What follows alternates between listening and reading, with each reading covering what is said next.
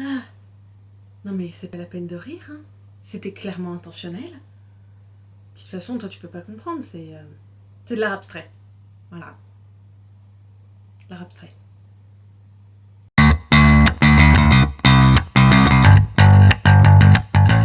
Salut à vous mes chouettes et coquinous crocodiles, ici Super Libraire et au programme aujourd'hui, on parle photographie.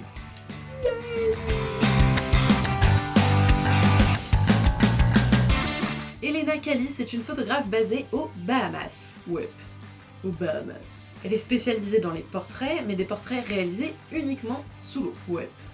Sous l'eau. Aujourd'hui, elle est surtout connue pour sa série de photos inspirée par Alice au Pays des Merveilles. C'est une série qui semble assez évidente dans le sens où sous l'eau, il y a plein de jeux à faire sur les reflets, l'effet miroir, la chute ou même l'inversement de l'endroit et de l'envers. Si j'aime bien cette série de photos, notamment avec son côté sans dessus-dessous et le jeu avec le miroir, j'ai trouvé que finalement elle était un petit peu facile. Dans le même style, elle a fait une série de photos sur le thème Neverland, inspirée donc de Peter Pan et du pays imaginaire. C'est une série beaucoup plus sombre, mais qui pour moi ajoute quelque chose à l'œuvre originelle au lieu de simplement la reprendre. Elle m'a aussi rappelé la théorie selon laquelle James Matthew Barrie aurait imaginé Peter Pan à la mort de son jeune frère, et où le pays imaginaire serait une sorte de paradis pour les enfants perdus qui sont en réalité morts. Ce sont des enfants qui ne grandiront jamais aux yeux de leurs parents. En cela, cette série de photos rappelle énormément l'œuvre et en même temps elle laisse une grande part à l'imagination. Et c'est ce qui fait toute son originalité. De manière générale, Elena Callis joue énormément sur les lumières, sur les reflets et sur les couleurs. Dans sa série My Fair Ladies, on retrouve énormément de rouge et donc d'intensité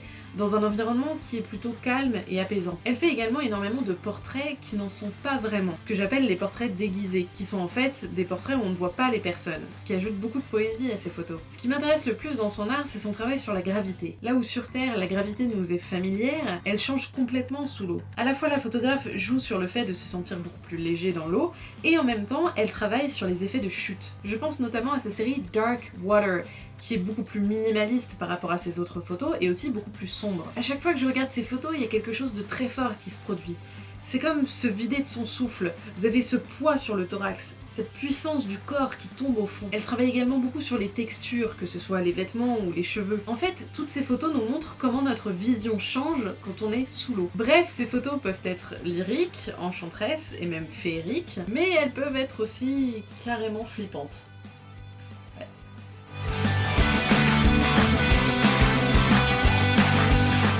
On change du tout au tout niveau style, mais on reste dans les portraits. Vous ne connaissez pas encore mes goûts en photographie, mais sachez que j'ai une fascination limite malsaine pour les portraits, et plus particulièrement les portraits qui n'en sont pas.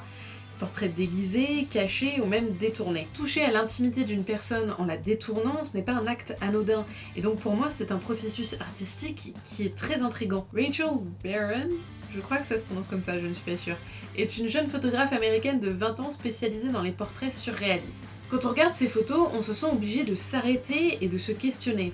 Et qu'on aime ou qu'on n'aime pas, ça nous fait ressentir quelque chose. Ne pas laisser indifférent en l'espace d'une photographie, d'une image, c'est quelque chose que je trouve quand même très impressionnant. Ces photos sont assez sombres en général puisqu'elles travaillent sur la déformation des corps. On a des thèmes qui sont assez récurrents, comme le thème de la brûlure, du corps qui se consume. Ce sont des photos certes pleines de violence, mais qui vous font ressentir des émotions très fortes. On retrouve aussi le thème du corps qui se détruit, qui s'efface, qui se trouble. Alors ok, ce sont des photos qui sont retouchées, manipulées sur des logiciels sur ordinateur, mais pour moi, elles reflètent très bien la réalité, comme par exemple le corps qui s'efface avec le temps, et ce en l'espace d'une seule photo. Une des choses que je préfère dans son travail, c'est les photos où un détail, un seul détail, change complètement l'interprétation et l'ambiance de la photo. Si on regarde la photo de loin, rapidement, on s'en fait une idée, mais ce petit détail, cette subtilité, change tout. On a dans ces photos une sorte de vertige constant.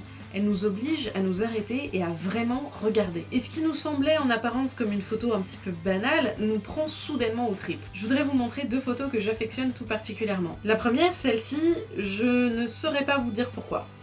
Sincèrement, je ne saurais pas vous expliquer, vous décrire ce que je ressens quand je la vois, mais c'est une photo qui me touche et que je trouve absolument sublime dans son travail. La deuxième me plaît dans sa construction. Elle se base sur les contrastes et les opposés. On a la robe noire sur la neige, la main rouge apparente dans la brume, le surréalisme de cette main en sang et la banalité des traces de pneus ou du panneau de signalisation. Bref, cette photo nous montre à quel point l'artiste a du talent parce que ces photos sont construites et elles provoquent des émotions très fortes chez le spectateur.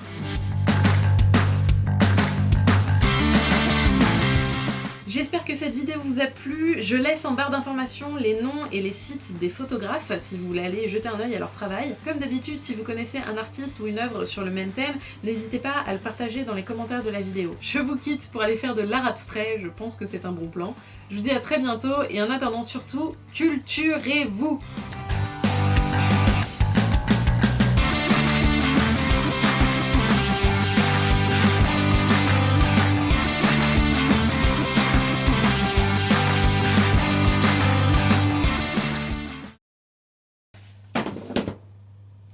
Il y a un livre cachu.